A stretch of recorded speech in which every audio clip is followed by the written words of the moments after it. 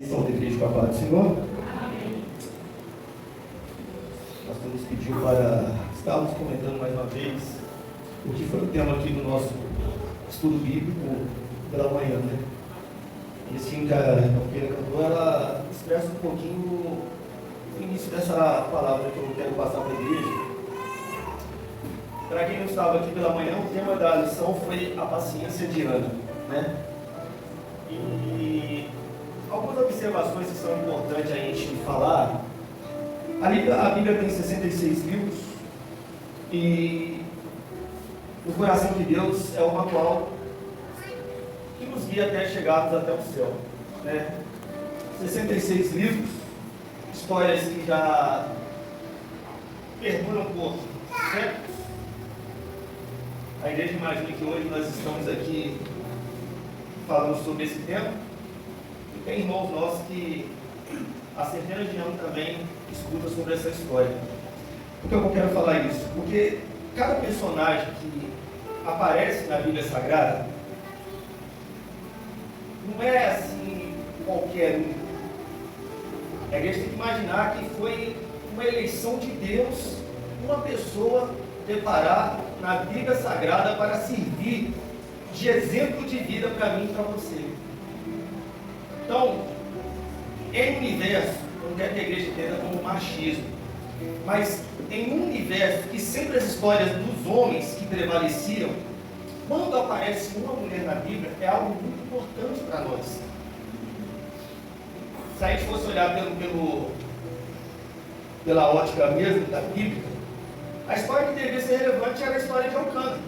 Ele que é o homem, chefe de casa, mas naquela família, a pessoa que moveu o coração de Deus foi a mulher.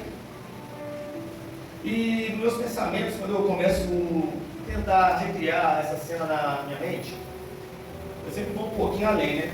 Porque eu fico imaginando Elcana e Ana, lá no princípio, quando eles estavam namorando, fazendo os planos do futuro, pensando como é que seria a vida deles, tudo 100% love, né?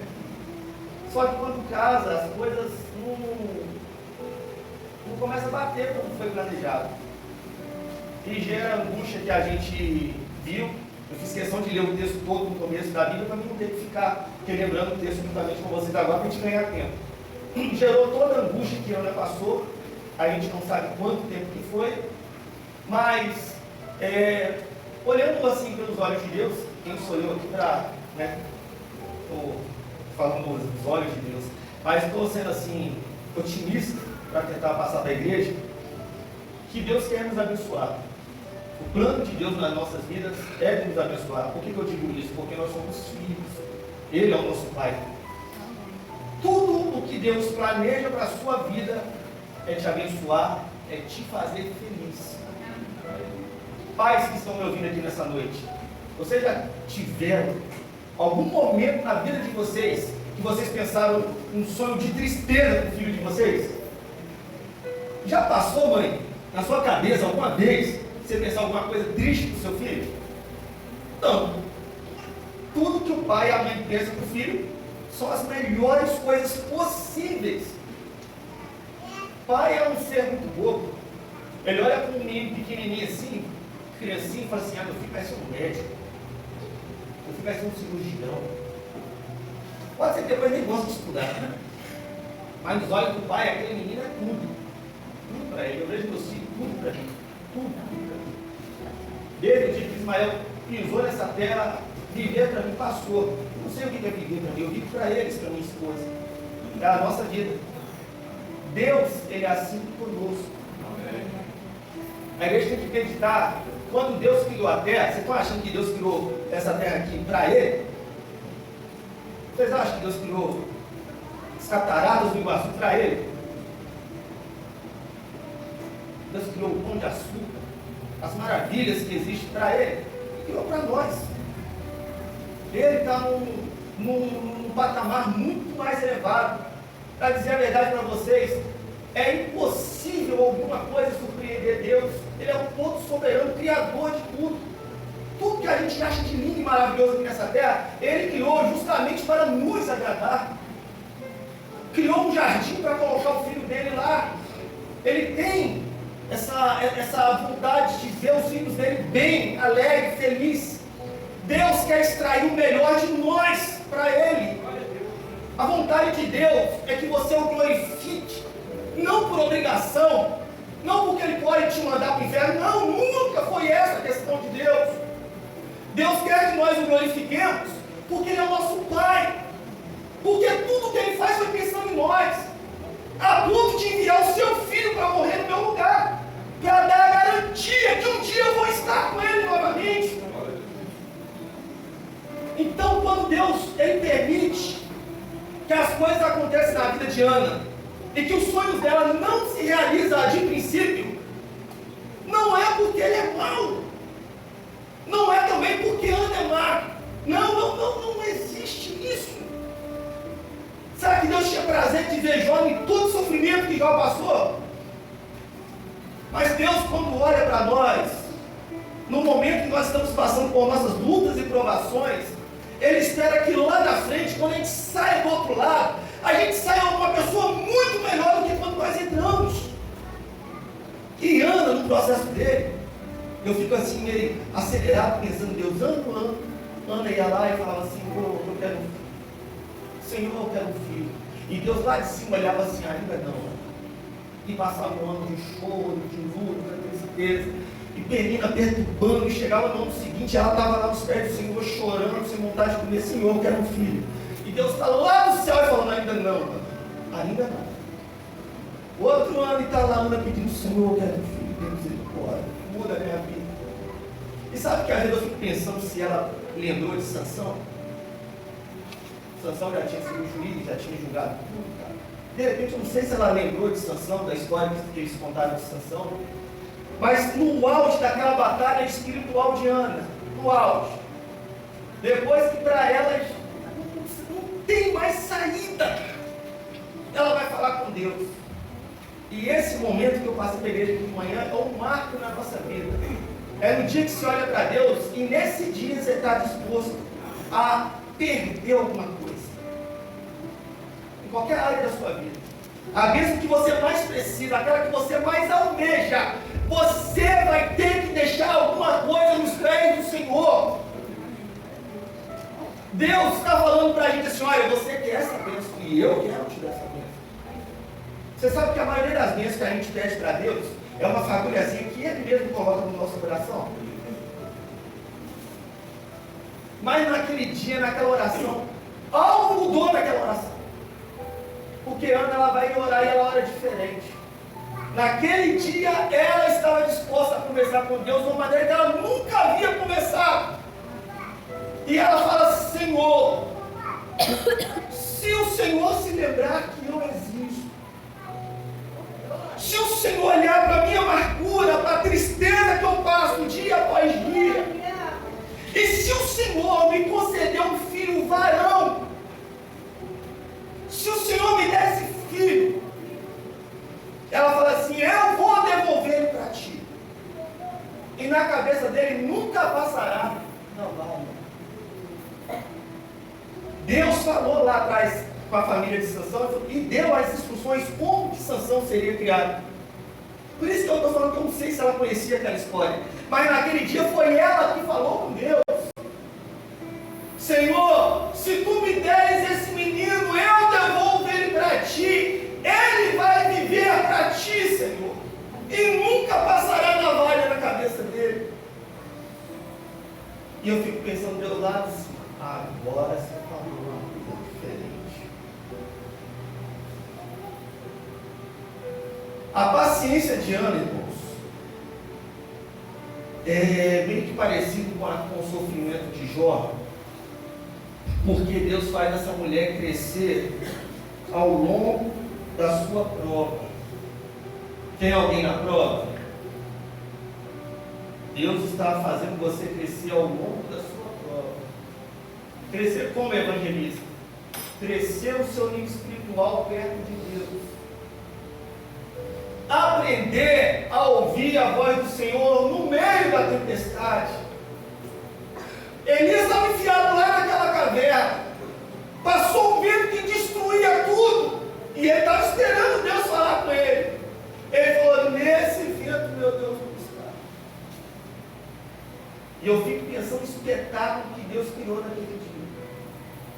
E fogo passou e ele falou, não está, meu Deus, aí. Mas quando veio aquela brisa suave, ele falou, esse aí, meu Deus, está. E eu falo para a igreja, pode ser que a bênção que você quer é um filho, pode ser que a bênção que você quer é um emprego, filho voltar para a casa do Senhor. Tem muitas bênçãos que aqui nessa igreja hoje, o Senhor pode nos dar aqui nessa noite. Amém. Deus pode fazer um mover de espírito aqui nessa noite. Os anjos dele estão aqui no nosso meio. Amém.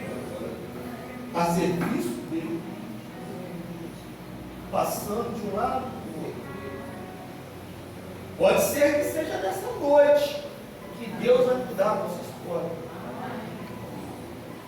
Só que a paciência de Ana vem nos ensinando que em todo momento da vida dela, ela sempre olha para Deus para cima. Ela sempre é subalterna. Ela sempre sabe onde que está o lugar. Olha os exemplos, igreja, que nós temos na Bíblia. As pessoas que alcançaram graça diante de Deus é porque sabem onde que Deus está. Aquela mulher que chegou aos pés de Jesus, precisando de uma bênção de Deus. E Jesus fala para ela, não é lícito deitar o pão aos cachorrinhos. E na visão de todo mundo, é a pior coisa que podia ter acontecido é ser chamado de cachorro. Mas no auge da humildade, ela olha e fala assim, é verdade, Senhor. Mas os cachorrinhos também comem das migalhas que caem. O interessante é que Jesus sabia qual que seria a resposta dela. Mas Ele gosta. Deus gosta de ver nós nos humilharmos aos seus pés.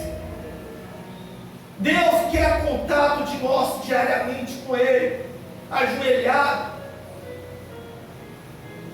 Às vezes você pode estar na sua casa, se jogar ao chão, com a boca no pó, e pensando, Deus não está me ouvindo. E Ele está lá de cima falando que ouve sim. Tudo no tempo dele. Tudo no tempo dele. É complexo. Foi falado aqui de manhã. Colocar no mundo um Samuel é trabalhoso, irmãos.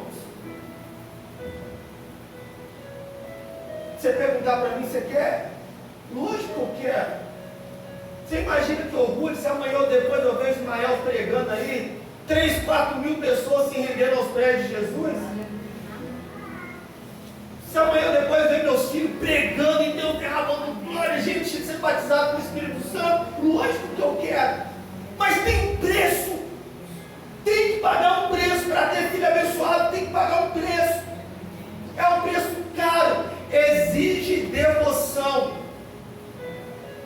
Eu não posso querer que meu filho seja uma bênção se eu sou uma maldição. Quero que meu filho seja uma bênção, mas eu sou mentiroso. Ah, mas você vai para a igreja. Você vai para a igreja. Eu hoje não, mas você vai. Que exemplo que você está dando para o filho? Você quer que o seu filho amanhã seja uma bênção? Seja você o exemplo dele. Custa. É trabalhoso. Mas é o que Deus está nos falando. É o que Deus está nos dizendo. Ana alcançou a dádiva de Deus e cumpriu a sua palavra. Samuel veio ao mundo, desmamou, foi para o templo, foi servir a Deus. Eu fico imaginando Ana, já estou terminando a palavra, eu fico imaginando Ana, aqueles períodos de 3, 4 anos conversando com Samuel, aquela mãe falando para ele, ó, daqui uns dias a mamãe vai te levar para um lugar, você não vai morar mais com a mamãe e papai, porque você é um menino de Deus. Você veio ao mundo para ser diferente.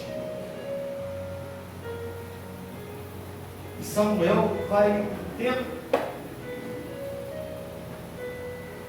fica lá, vê a mãe embora, começa a participar do trabalho dos levitas, e até que a gente vai ver daqui a pouquinho, que aquele menino tão novinho, um dia pela madrugada, ele escutou uma voz: Samuel, Samuel. E aí vai começar a história do ministério dele. Hein, crianças? Vocês já ouviram a voz de Deus? Hã? Não? Já ouviu, Samuel? Já ouviu a voz de Deus? Por que os nossos filhos ainda não ouviram a voz de Deus?